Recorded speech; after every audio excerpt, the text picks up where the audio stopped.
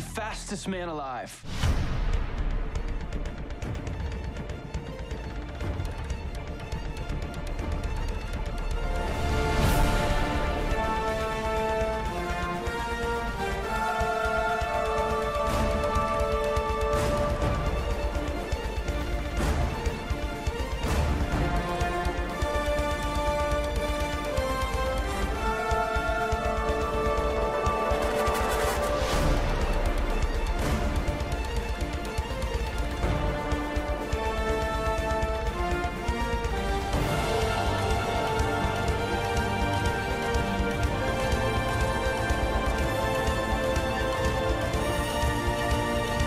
My name is Barry Allen. I am the Flash.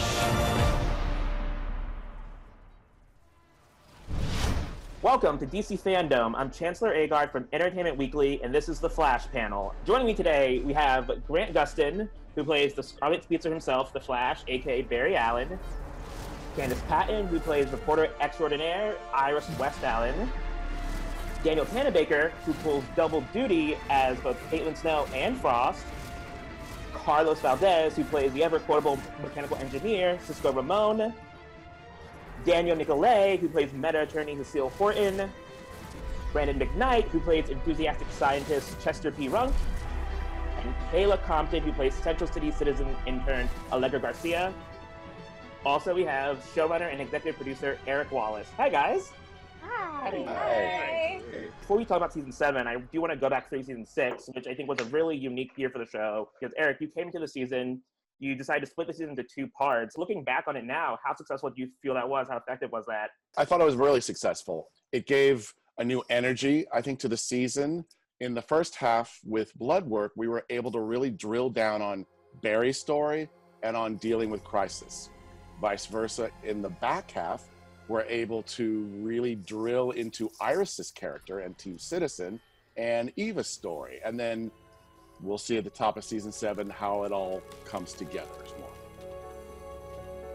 And for the cast, especially the ones who've been here since season 1, in the moment, could you feel something different about the show and how it was structured? I loved it. I was a big fan of it. I'm really glad that we got to, it gives the opportunity to really flesh out those villains a little bit more and not spread them out so much that you feel like you're sort of filling in episodes to get to the end.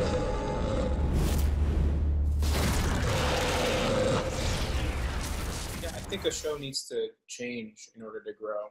Yeah, I think as an actor too, it prevents fatigue throughout the season. 22 episodes is a long time, 9 months. And I think for us having this kind of break in the season where a new sort of storyline emerges kind of puts us in a headspace of, feeling reinvigorated with the work. So yeah, it makes the season a bit easier to swallow altogether. As Eric mentioned, the first half of the season was very much about sort of Barry's walk up to crisis and him dealing with his mortality.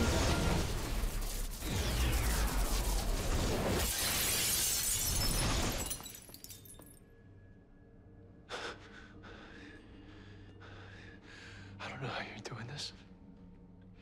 Real or not, I'm coming for you. And yet, I'm not your foremost concern, am I? Not as much as your inevitable demise in a coming crisis? Goodness, you really are full of surprises, aren't you? So tell me, when you saw all those permutations, billions of possible futures, all ending in your death, what role did I play?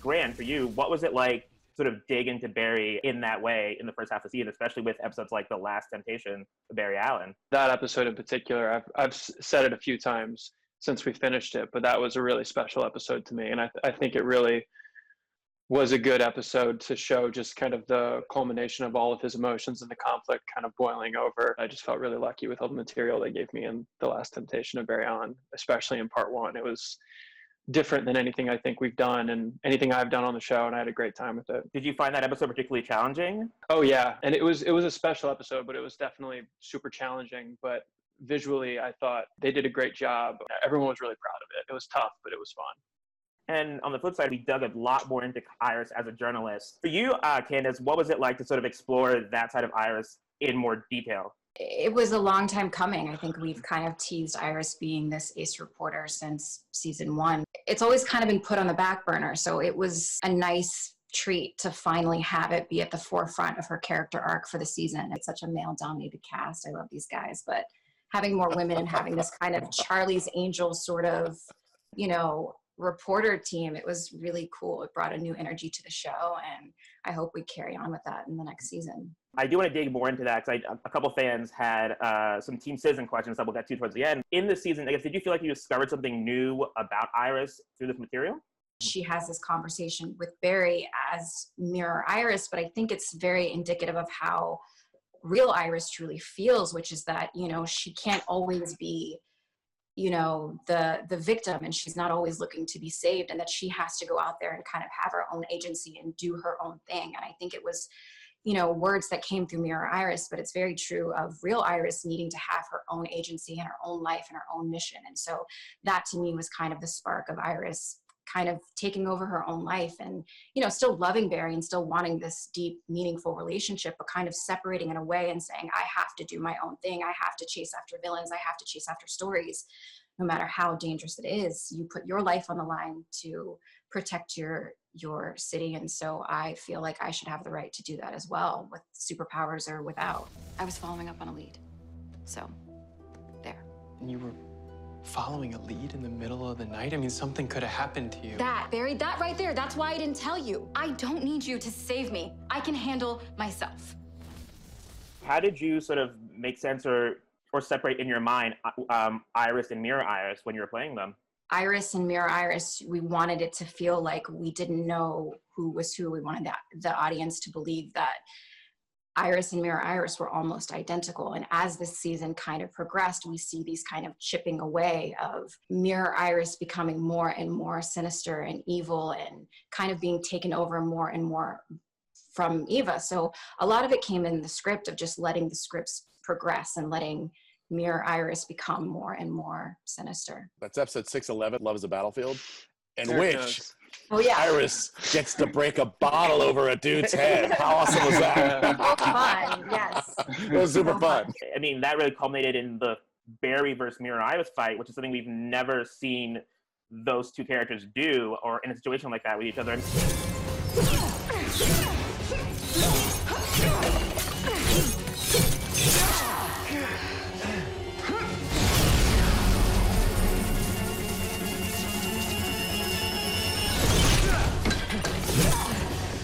When you guys first joined the show, did you guys ever think that you'd get to do something, do like a fight scene like that together? Oh. I just assumed I'd always play this kind of, straight edge reporter. And so for me to ever get powers and then to have a dual personality and get to fight, I mean, it's all dream comes true kind of stuff. For 6 years, I think any actor is always looking for variety. And on the subject of new things, I mean, this season we got 2 new characters with Chester and Kayla, and we have 2 now series regulars coming into season 7. How was your experience sort of coming into a show that's sort of 6 seasons in and sort of finding your way through it? I was intimidated for sure. I knew these guys were a family and I was nervous. I think it was Danny was one of the first people that made me feel so welcome. We were shooting a scene and it was really hot, and she just took me under her wing instantly. And I remember she was like, "Do you want to take a picture?" And I was like, "Do I want to take a picture with you?" Yes. And then I got the courage to ask other people to take pictures because she had made me feel so welcome instantly. So that transition was really lovely for me. I was a big fan. I am a big fan of the show, and I watched the show. The Flash is my little sister's favorite superhero, so we watched the show since season 1.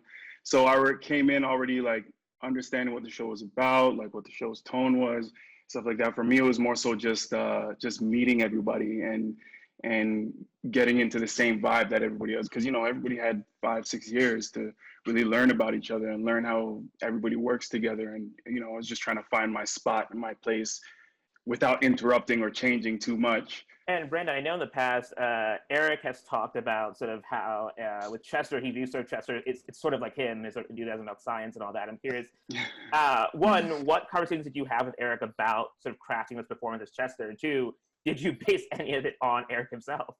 I remember the first day on set, I met Eric, and it's funny, the first episode 601, the first maybe the first maybe 3 or 4 days, I was pretty much just in a coma the entire time. So I was just laying on a bench or sitting at a table and stuff like that. And I remember him telling me, because I had the monologue coming up when I'm in my garage and I'm doing the stream. And I remember him just telling me, this guy's brain works faster than his mouth. He can't speak as quickly as he thinks. So every time he has a thought, he's going to another place, and then he has another thought, and he's excited about all the thoughts that he's having. So those are like that. I remember that specifically because I remember going into it being like, I don't know how much energy this guy's supposed to have. He's written with a lot of energy. He's written to be really zany and really crazy and really fun, but I don't know how big I'm allowed to go and blah, blah, blah, blah. So Eric really showed me that, you know, you can go as big as you want to go. If it's too much, they'll take it down, that sort of thing. I'll never forget the first time I saw Brandon work. It was Danielle was directing, so I came by set to see how it was going. And they were shooting the montage of like, you had just woken up and you were like, exploring Star Labs and checking all the equipment.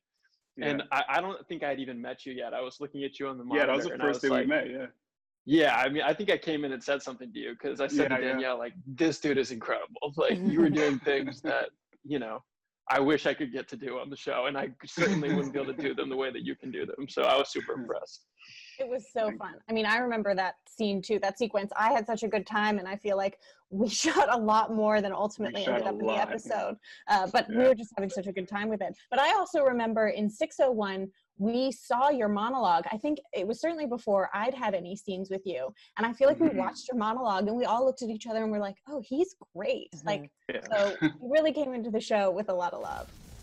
Hey, what up, party people?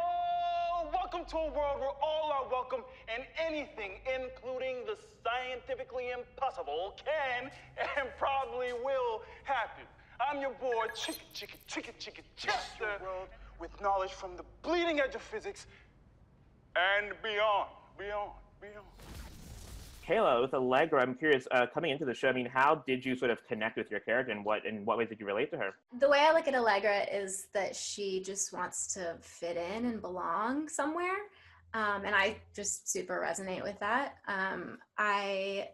Family is really important to me. My friendships are really important to me, and belonging to something or having a community is just really important to me. So that was one of the first things that I connected with Allegra. She just wants a family and she wants to belong, and she hasn't had that previously. And so I just super resonate with her on that level. For you, I guess you're in the Flash family now. Yeah. Thanks.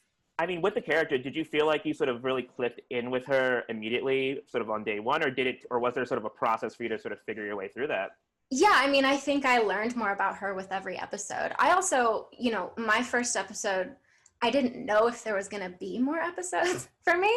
And so that was all I had. And so I just really gave that my everything. And in that first episode, you learn a little bit about her history and a criminal background. And so that I didn't necessarily immediately get on with, but as I've, done more episodes, I've learned a lot more about her and loved her more and connected with her more. Danielle, I mean, we just talked about your directorial debut, and I was curious, I feel like you've spoken a lot about how sort of acting has informed you as a director. I'm curious, after directing 2 episodes of the show, how has that sort of formed how you approach your role as an actor on the show, both as Caitlin and Frost?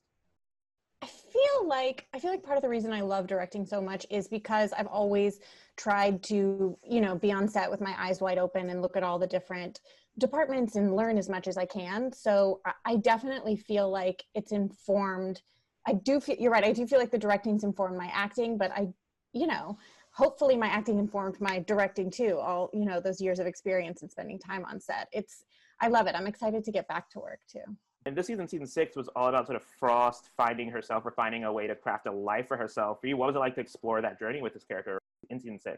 It was great. It was really fun to get to explore Killer Frost as a real character and a person and a human being with feelings and emotions, and not just necessarily this person who, pops up for a fight and then disappears and we don't really know her perspective on things. So it was really fun to get to dig in and flesh that out and have a little bit of fun with it. Like Candace was saying earlier, it's nice to have the variety after, 6 seasons and we're rapidly approaching 150 episodes. For you, what do you think is sort of the next step for Frost in her sort of development? I'm excited because it sounds like Killer Frost is going to go on a date soon, and I'm really excited to see that. That might happen. Do we think she has the best table manners? Probably not. And Danny, again on the subject of change, this season for Cecile, she sort of decides to become a meta attorney for metahumans. For you, what has it been like to see this character evolve from when she was initially introduced to where she is now? She went from being a regular person to having powers, but then those powers evolving, and they continue to evolve every season. So it's fun for me because every time I get to explore where it's going.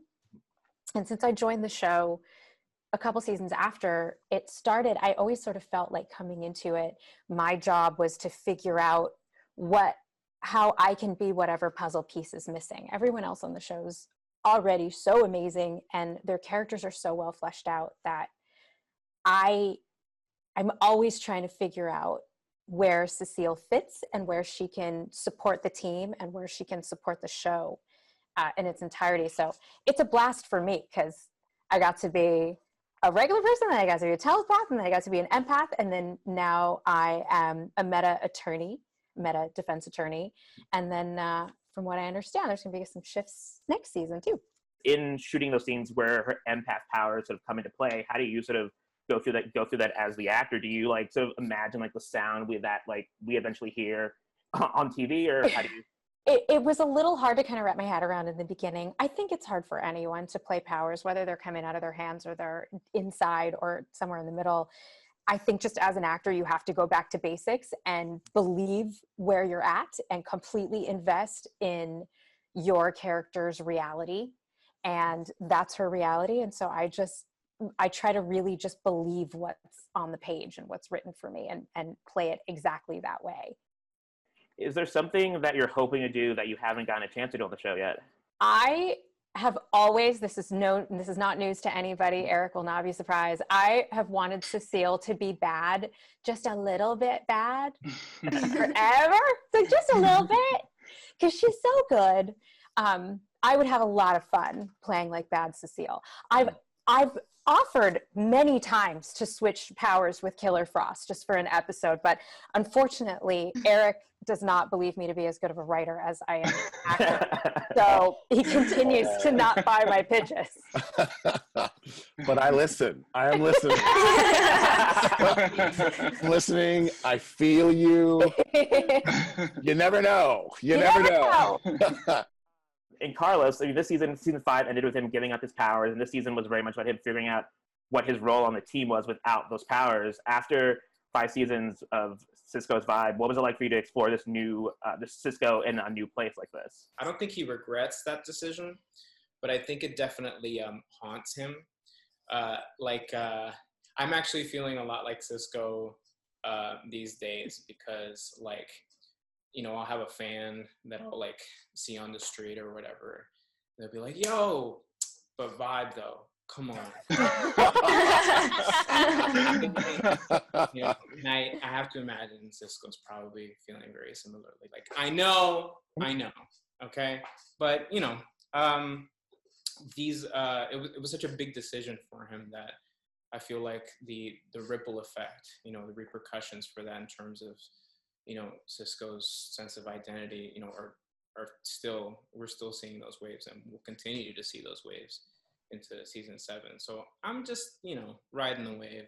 The beginning of season 6 actually had an episode called Kiss Kiss Breach Breach, which is Cisco-centric, and included on the DVD set coming out in August is a black and white version of that episode, and we have a clip from that episode. So let's check it out.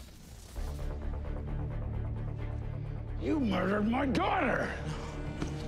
No, I didn't do it! I swear! Liar! Believe me! Leave him alone! Where did you get that? In Cisco's workshop. I don't know how it got there. I do. He just murdered my daughter with it. No, Preacher, I don't care what you think you saw, okay? You know Cisco. You know how much he cared about Gypsy. There's got to be another explanation. Babe, please. No, what about doppelgangers? She's right. There's thousands of other versions of me out there. Yeah, and they're all pencil pushers. None of them are scientists like you. You had motive, just enough guts to do this. Witcher, I swear, I don't know how this is possible.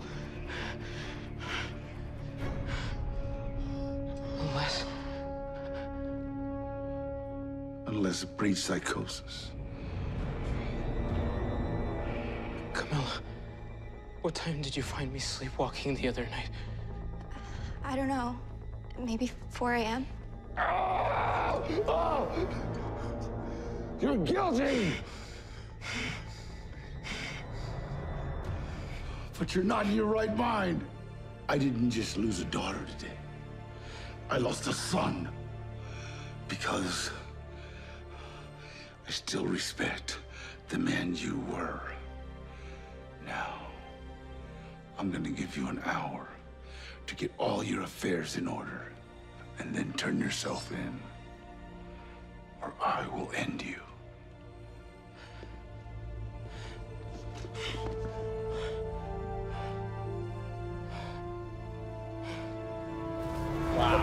Wow, right. Pretty cool, so exciting. Very cool. Eric, what was it? What went us into release a black and white version of this episode? Well, it's a film noir story, and I always wanted it to be black and white. What was really great in making the episode with the director Manoj Huda, he had an idea, because he knew I wanted it to be in black and white. He said, well, why don't we do the vibes in black and white? And it's something that Carlos had always talked about, is how you could do vibes differently and how unique that could be as a directorial challenge. And Carlos was saying how even way back in season 1, that was something they needed to figure out. Well, when Manoj did that, we cut it into the episode.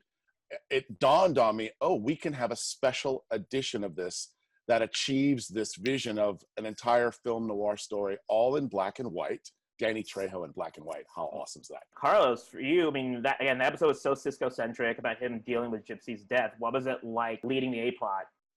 So gratifying to my budding narcissism. You know, getting to work with Danny is always like such a pleasure. And also getting to like really sort of navigate the relationship with Camilla too. I felt like at that point, like, you know, the relationship was progressing and it needed to like, you know, reach a major crucible or something. And I think that episode definitely did that. And it was a perfect way to like sort of demonstrate how these two are compatible. So yeah, it was very gratifying. And the last time we saw Cisco in the season, he was heading off to Atlantis. I'm curious, in your mind, have you sort of thought about what Cisco does, what someone does in Atlantis when they visit? I just like, you know, chatted up with the dolphins and stuff. Like definitely, you know, probably some, you know, Aquaman action in there somewhere. You know, I hope Cisco comes back from Atlantis soon, because Atlantis does not pay as well. So. And on that note, we also have a sizzle reel for what's to come in season 7. When we last left off season 6, Eva McCulloch had gotten what she wanted, and she framed Sue. And the sizzle will sort of tease what's to come when the show returns. So let's check out that clip. I've achieved my goal. This company is all mine. You lost your speed? You're not much of a threat, are you? You just stay out of my way, Flash. Iris is my wife. I have to save her. What are you? I am a product of your broken mind. How much speed do you have left? Enough for a few hours. I need your help to build an artificial speed force. That's how I can get my speed back. I was an empath too, only I never held back. What did you do to me? Imagine what you'd become if you weren't so afraid. This time, no one is coming to save you. Not your friends, not your husband. There's only 2 options in this place: survival or madness. Cannot be real. Cannot be real. You lied. Yeah, I lied. Oh, frack. There's a supersonic jet about to crash over the city. And the Flash isn't fast enough to stop it. Eva can move anywhere, through any mirror in the universe, in the blink of an eye. She's faster than I am, and somehow I'm supposed to stop her? have unfinished business and a whole world to liberate. We need a plan. We've all lost so much this year. Some things can't be taken.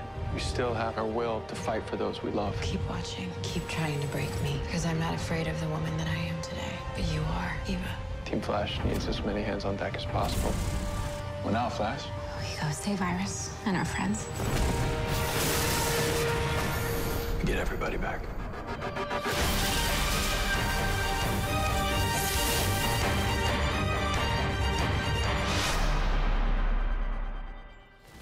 Eric, can you talk about what we're seeing there? When we had the shutdown happen, as unfortunate as it was, we were on the last day of filming for what would have been the 20th episode of last season, which now will become partially the first episode of season 7. So we did have 85% of the footage that we were able to use. Plus, also, we knew where we were going already in season 7. So even though it's only footage really from one episode, pay attention to the way it's presented. It's actually huge spoilers all over the place. And that sizzle had a lot of Iris in it, a lot of Iris in the Mirrorverse. Candace, I mean, can you sort of, in your mind, I guess, how do you think her time in the Mirrorverse has sort of affected her? Yeah, I mean, it'll be interesting to see when she comes out, and I believe she will come out very soon when we pick up season 7. It'll be very interesting to see how she's been affected by being kind of stuck in this maddening world with this super villain. Obviously, Team Flash and Barry were working to get her. It took a while. I don't know if there's some resentment there or what's going on, or if there's even some like residual mental effect of being in that mirror world and seeing things backwards and how that affects her. I have no idea. That's kind of up to Eric. And Danny, the sizzle also showed that there's more to come in the way of Cecile's powers. What can you share about that? I think that it's fair to say Cecile's powers up until this point have been passive. And I think going forward, we're going to see them evolving into something that's more active. We're going to find Cecile exploring that and maybe struggling with it a little bit and finding her way with it. And possibly getting herself into some trouble in the meantime. Definitely. Chester becomes even more integral to Team Flash as sort of Team Flash sort of coming back together. What can you say about Chester's sort of the role that Chester will sort of fill on Team Flash? What Chester's real superpower is his optimism. Nash currently has sort of all of the Welleses from the old multiverse in his mind. I guess in season 7, how will the way in which Wells is used change for the show? Radically, but super fun, and you're not going to see it coming. I love the Allegra and Nash Wells relationship so much. It was one of the joys when the dailies would come back and I would see these two wonderful actors kind of getting to know each other from early on, and then Exorcism of Nash Wells, learning why they kind of have this relationship. So there'll be more of that. Preview show that sort of Barry is sort of working as hard as he can to get his powers back, get his speed back. I mean, for you, do you think Barry has enjoyed any part of not having his speed at this point, or do you think he really does really misses it, I guess? Yeah, no, I think he really just misses it. I don't think, especially with Iris being trapped in the Mirrorverse at the moment, and then Eva being a factor, I don't think any part of him has been like, well, I guess I'll just enjoy this downtime while I can. I think he genuinely not just wants his powers back, but he feels that he needs them back. And he's also started to feel that they define him and what is he without them. Yeah, I mean, it's taking a toll on him, just mentally. Big bads for season 7. Eric, what can you tease about who these new, or who I guess, at least the first one, who they will be and what and how they will sort of challenge Team Flash in a new way? Wow, I don't like spoilers. Let's just say there was a certain speedster who wore a white costume whose clones kept showing up. And it really, Team Flash had to deal with that, but we never caught the real guy or girl, right? Who knows? Let's just say we might find out that mystery this season. Spoilers, I mean, without spoiling, it's for you, what makes Godspeed an interesting villain for you? Just on, I guess, without getting into sort of what the show can do with it, but it's like, coming to the season? What was it about Godspeed? You're like, oh, there's something there for that. Two things. One, the current run of the comics that Joshua is writing is terrific.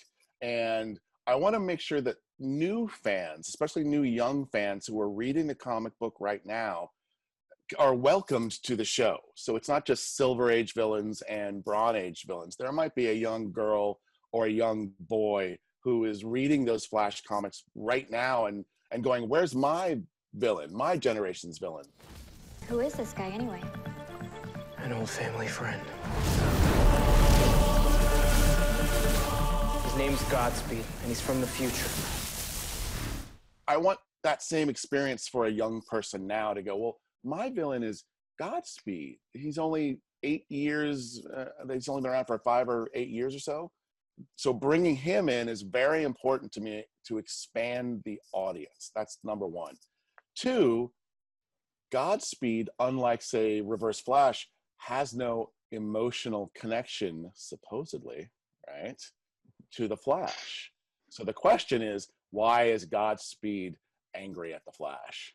We got to keep the show fresh. We've got more to say.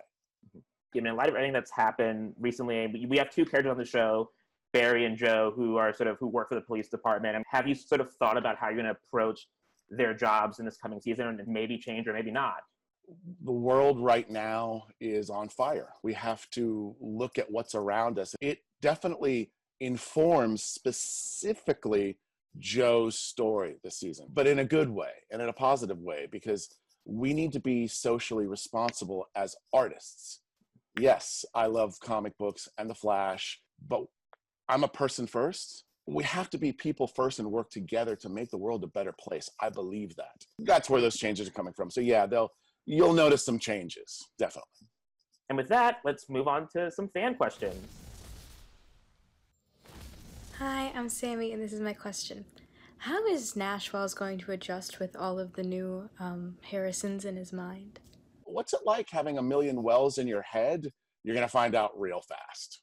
For Grant, which from all over the world wanted to know this, when will we get to see the Flash in the iconic gold boots? Well, this might be a question for me, but really it's for Eric, because I don't know if this is saying too much, but if it were up to me, it would have been like 2 seasons ago. So I think Eric's going to have to answer this one. Yeah, well, Grant and I have talked extensively about this. For the record, I love gold boots too, right?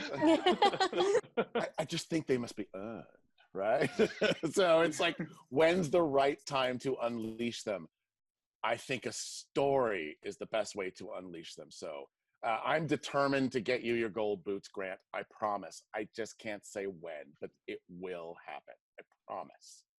Christmas is always a good time to give gifts. And from South Africa, this is a two-part question. First, as the leader of Team Citizen, how will we see Team Citizen evolve once the show returns? I don't know. That's more of a question for Eric. Yes, you'll see much more of Team Citizen investigating a very specific thing that I can't talk about right now because I feel terrible, but it's true. It's true. But they've got a lot of fallout because the leader of Team Citizen is in the Mirrorverse. So what's been going on with Team Citizen while she's been gone? I think they need to start there. And the second part of that question, can we expect to see more of the mentorship relationship between Iris and Allegra in more of the Team Citizen office? I hope so. I would expect so. I think if we're going to be spending a lot of work time together, I think it's only natural for two women to have an evolving relationship. And I think we've already kind of seen that grow in season 6. And I hope there's more of that in season 7. I think it's a great opportunity for a really beautiful female relationship and friendship. What could need our attention more than this? Your cousin was a victim, Allegra, and now some secret organization is using her. I mean, how many others are they using? We need to help them. Right. I mean, no one wants to find out what happened to Esperanza more than me, but is this really what matters the most to you right now? Yeah. Now, come on, get your stuff. Camilla is going to see if she can recover any other photos. You and I have a stakeout date. You're the boss. Yeah, I echo that. I echo that. I'm really looking forward to that, and I think it's got to happen, right? Especially as we've expanded Candace's story, Iris's story. I think this is the first time Iris has ever had someone come under her, right? So this is a really good opportunity for lots of new fun stuff. Last season, we got to see some romantic moments between Barry and Iris, even though it was Mirror Iris. Will we get to see more of that with the real Iris this season? And this question comes from Jamaica. Iris will be getting out of the Mirrorverse shortly after we return with season 7. So regardless of what exactly that's going to entail, we're going to see them together a lot more next year than we did last year. They will find their way back to each other eventually. A lot of the romance and the chemistry between Grant and I has always been something even deeper than that. It's the way we look at each other and the way the characters are written. And Grant, this one's for you. We have some amazing Flash fan art and cosplay to show you. Okay, guys, right now I'm looking at a cosplay fan art of Vladimir Moriso. I hope I'm saying that right. He's from California, and this thing is epic. Honestly, he's got a better superhero pose than I think I've ever had for a Flash photo shoot, so I could learn a thing or two from Vladimir, I think. All right, I love this one by Shannon Beltran from the UK. It's me and my bud Wally, Keenan Lonsdale. I love this moment when we were reunited and we did our fist bump. I think it was scripted as a fist bump, which we were happy to do, but then we were like, I'm hugging Keenan. This is awesome. Good job, Shannon. Hamlet Roman from Colombia. Awesome image of Barry, myself as Barry, running up a building, and the season 2 suit, I believe, season 2, season 3. This thing is really cool. God, you guys are talented. Well, that'll do it for us today. Thank you all for joining me for this panel. I had a really good time. For everyone watching, please make sure you tune into The Flash when it returns in 2021. And again, remember that The Flash, the complete 6th season, is available now on digital and comes out on Blu-ray and DVD on August 25th.